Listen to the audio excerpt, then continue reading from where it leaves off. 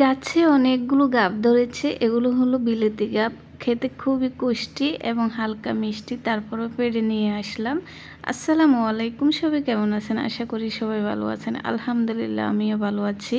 Simple cookings and ব্লগে সবাইকে স্বাগতম। আমার ভিডিওটি যদি ভালো লাগে শুরু থেকে শেষ পর্যন্ত আমার সাথেই থাকবেন। তা আজকে ডাটা দিয়ে মুরগির মাংস রান্না করব। তার জন্য ডাটাটা কেটে নিলাম, আলু কেটে নিলাম, আর মুরগির মাংসও কেটে নিলাম। চুলাতে কড়াই বসিয়ে দিয়েছি। তেলটা গরম করে পেঁয়াজ কুচি এবং মরিচ ফালি দিয়ে দিলাম। এখন এগুলোকে ভালো করে নেড়ে নিব বাদামি কালার হওয়া পর্যন্ত। দিয়ে দিলাম আদা, রসুন এবং জিরে বাটা একসঙ্গে। ভালো করে সব কিছু নাড়তে হবে।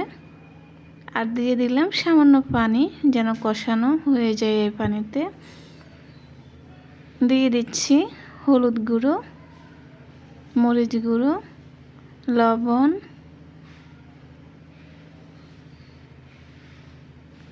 এখন দিয়ে দিলাম জিরে গুঁড়ো। ভালো করে মশলাটা নেড়ে নেড়ে কষিয়ে নিব। খুব সুন্দর একটা ঘ্রাণ আসছে আর কালারটাও খুব সুন্দর এসেছে। এখন মুরগির মাংসগুলো সবগুলো দিয়ে দিব। সবগুলো মুরগির মাংস দেওয়া শেষ। এখন ভালো করে নেড়ে দিব। সব মশলাগুলো মুরগির মাংসের সঙ্গে লাগিয়ে নিতে হবে। খুব সুন্দর একটা কালার এসেছে। কিছুক্ষণের জন্য ঢেকে রাখবো। ঢাকনাটা উঠিয়ে নিয়েছি। মাংসটা খুব সুন্দরভাবে কষানো হয়ে গিয়েছে। এখন ডাটা দিয়ে দিলাম। ডাটা দিয়ে আলু দিয়ে মুরগির মাংস রান্না করছি আজকে। আলুগুলো দিয়ে দিলাম কেটে রাখা। আবারও সামান্য পানি দিব। এই পানিতে হয়ে যাবে তরকারিটা। এগুলো হলো হালকা কুসুম গরম পানি। ঢেকে রাখবো কিছুক্ষণের জন্য। কিছুক্ষণ জাল দিয়ে ঢাকনাটা উঠিয়ে নিয়েছি। তরকারিটা হয়ে গিয়েছে। খুব সুন্দর একটা কালার এসেছে। এখন নামিয়ে নেব। তরকারিটা খেতে অনেক মজা হয়েছে। তরকারি দেখতে ভালো লাগলে খেতেও ভালো লাগে। আর এখানে আমি ডাল সিদ্ধ বসিয়েছি। ডালে সামান্য হলুদ দিয়ে দিলাম এবং পরিমাণ মতো লবণ আর পেঁয়াজ কুচি দিয়ে দিলাম। 3টে কাঁচামরিচ।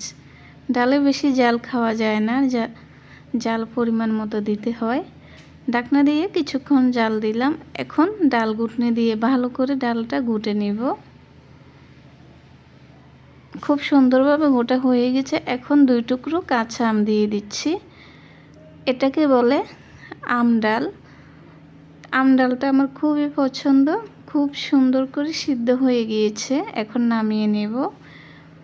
নামিয়ে আমি এখন পেঁয়াজ দিয়ে এটাকে বাগার দিব। অনেকেই রসুন দিয়ে বাগার দেয়, আমিও দিই। আজকে আমি পেঁয়াজ দিয়ে বাগার দিচ্ছি। পেঁয়াজের বাগারটা আমার খুবই ভালো লাগে। তো রান্না বান্না হয়ে গিয়েছে। আজকে রান্না বান্না এ পর্যন্তই। আমার ভিডিওটি কেমন লেগেছে জানাবেন সবাই। যদি আমার ভিডিওটি ভালো লাগে লাইক কমেন্ট শেয়ার করে সাথে থাকবেন। আল্লাহ হাফেজ। আসসালামু আলাইকুম।